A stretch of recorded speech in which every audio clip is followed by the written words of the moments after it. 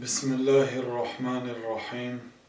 الحمد لله والصلاة والسلام على رسول الله وعلى آله وأصحابه ومن والاه. اما بعد، اوید مسئله فروختن غوره روشنی می اندازیم.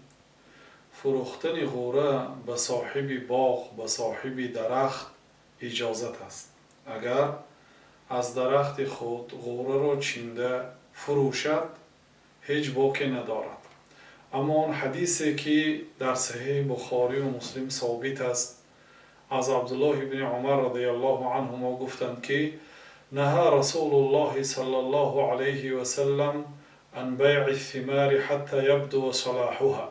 جناب رسول الله صلی الله علیه و سلم از فروختن میوه منع کردند تا آن زمانی که صلاحیتش آشکارا شود، یعنی پخته رسیدنش معلوم گردد. تا پخته رسیدن منع کردند. این در آن حالتی که در مردم مدینه هم این نوع خرید و فروش موجود بود. حالا آنکه درخت خرما غوره بود، میوه را می فروختند، حاصل امساله را می فروختند و بعد فروختن احتمال آمدن آفت ها هست. وقتی که آفت می آید و حاصل نمی شود، بعد بین فروشنده و خریدار مشکلی سر می زند.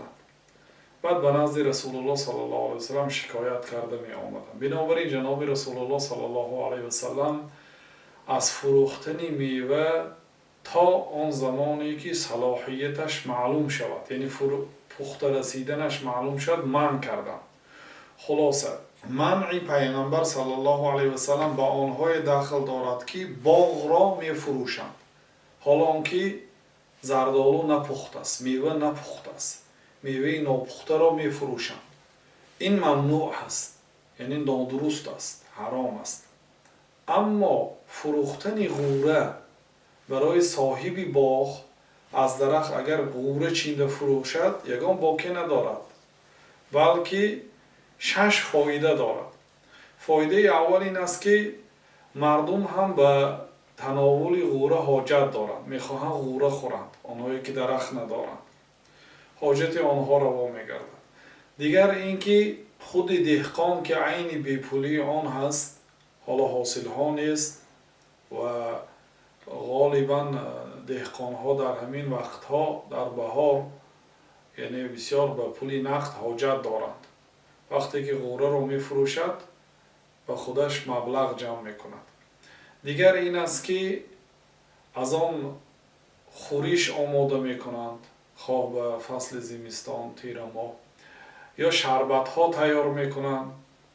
و فایده دیگر این است که وقتی که از درخت غوره می چینند، درخت و شاخهای آن از شکستن ایمن می ماند. گاه می شود انسان همین خیل به زردآلوی خود اهمیت نمی دهد، شمال می بیاد زردآلو رو دو کفان می کند. مهنت 15-20 ساله انسان برباد می رود یا شاخها می شکند از سبب وزنین بودن بارش. بنابراین وقتی که شما از هر جای درخت وقتی که چینده بفروشید، باری درخت سبک می شود. فایده دیگر این است که آن غوره هایی که در بالای درخت باقی ماند بزرگتر می شوند و صفتهاش هم خوب می شوند. خلاصه کلام، فروختن غوره به صاحب غوره، به صاحب باغ اجازت است، یگان باکی ندارد. والله اعلم و صلی الله و سلم علی نبینا محمد و علی آله و صحبه اجمعین.